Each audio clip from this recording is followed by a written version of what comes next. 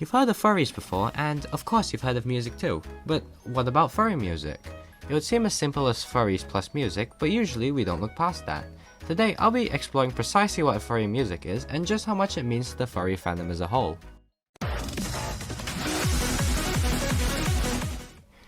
Hello, my name's A2K, and today I'm happy to introduce a new series on my channel called Let's Talk Furry, a fun series where I, as a furry YouTuber, get to talk about furry stuff and have lots of fun. Today's topic is the first of the series, and it's furry music.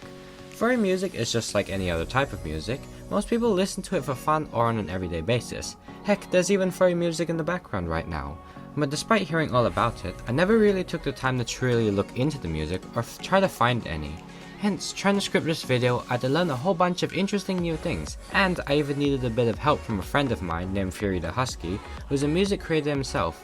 And stay tuned, because later in the video, I'll interview him and hear his exact thoughts. Now let's focus back to furry music. In a short definition, furry music is music made by furries. Sounds simple enough, right? Objection. Furry music can also describe music based around the furry nature or perspective. True, and this is where the definition of furry music could get a little bent. If you do a little Google search for furry music, then, well, a list of songs appears, and funnily enough, What Does the Fox Say appears as a furry song, and most people wouldn't consider it as one. Most normies don't like the music they listen to being called furry music because, like, you know, furries ruin everything. I say that the best way to find furry music is to find furry music artists you love and check out their music instead of just typing in furry music in the Google search bar. However, if the music you're looking for is the music that's talking about furries or from a furry perspective, then usually it stands out quite a lot. For example, the furry song, Paws Up, Paws to Walls, and Touch Fluffy Tail. What about all the single furry? A2, no, nobody needs to hear that song, ever.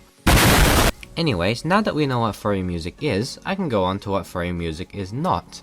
I feel like I need to put a lot of emphasis on this point. Furry music is not a genre. Whereas furry art is an art style, and you can look at something and go, yes, that is a furry drawing. The same really doesn't apply to furry music. I could play two songs, and you couldn't tell the furry one apart. In fact, to prove this point, the music in the background isn't furry music, but you totally believed it was because I said it was, with no ability to tell it apart from normal genres of music. So, furry music can be everywhere in this way. Maybe one of the songs you listen to could be considered furry music if you try to dig deep enough in the artist's information. Now, I've said clearly that furry music isn't a genre, but furry music does tend to lean towards one genre in particular, and that's EDM, or electro dance music. EDM is exciting and upbeat music made for dancing to, and something you will notice is that majority of furry music falls into this genre, because who better to dance and rave than a bunch of literal party animals? Another thing is that furry music isn't limited to EDM at all. Furry music is furry music as long as the music is rooted to a furry creator. For example, Sky Tenkitsune, one of my favorite artists of all time, was a creator of furry music and doesn't really fall into the category of EDM.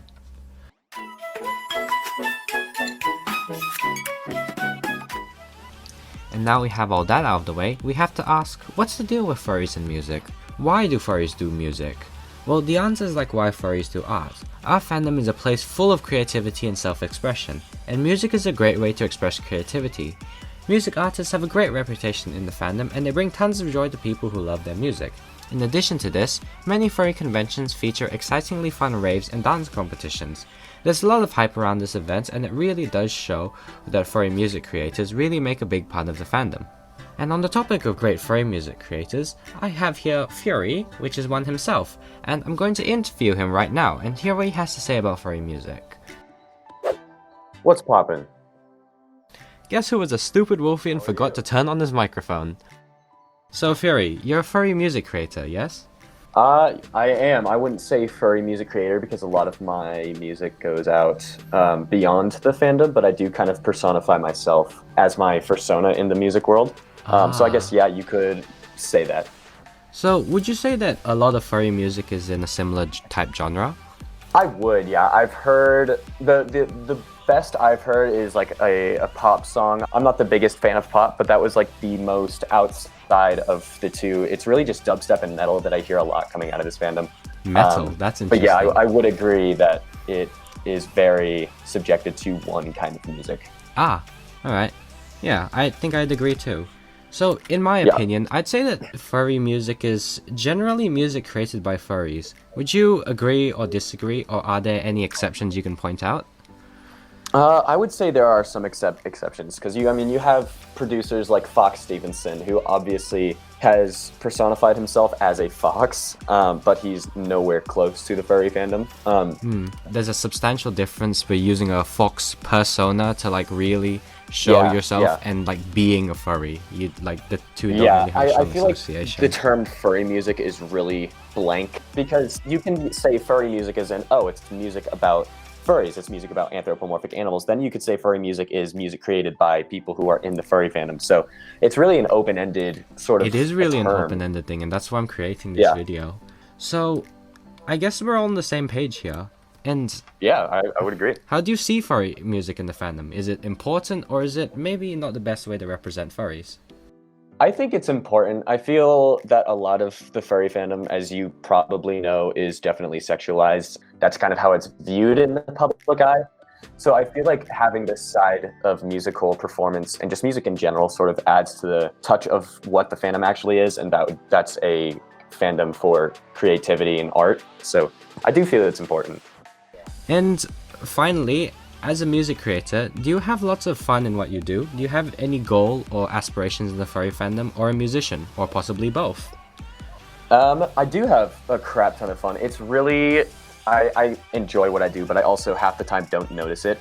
There's a mental state called a flow state, which is where you're really focused and determined on something that you're doing in general. And I feel like that's where I find myself a lot of the time. So It is a really nice feeling, and it is really nice to see that music can trigger it in you or just people in general, and it is a lot of inspiration. So yeah, It's great it to is. see.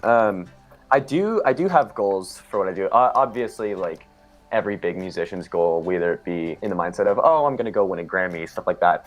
It would be awesome if I won a Grammy. But yeah, my goal is to at least become big enough to sustain a living off of it, just because it's something I love doing.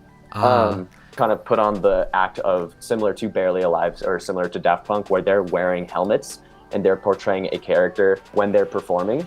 I would be doing the same thing. It would just be through a furry outfit. So that hopefully would allow me to send a message to the world saying, fandom's about creativity, it's not about sexualization, stuff like that. And like through the furry fandom and through the furry music, you can unleash your creativity, bring in your persona, really personify yourself, I think. Yeah, exactly. So there you have it, information from the musician himself. I think here we can reach a final statement about furry music as a whole.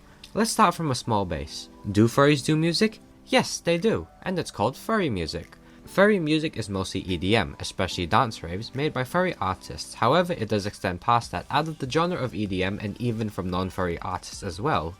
Furry music expresses creativity in our fandom. Furries who listen to the music can appreciate the diversity of art and wonderful creators themselves. Non-furries can also listen to and enjoy furry music too. However, to them, it may be just another great song that comes along with not much significance.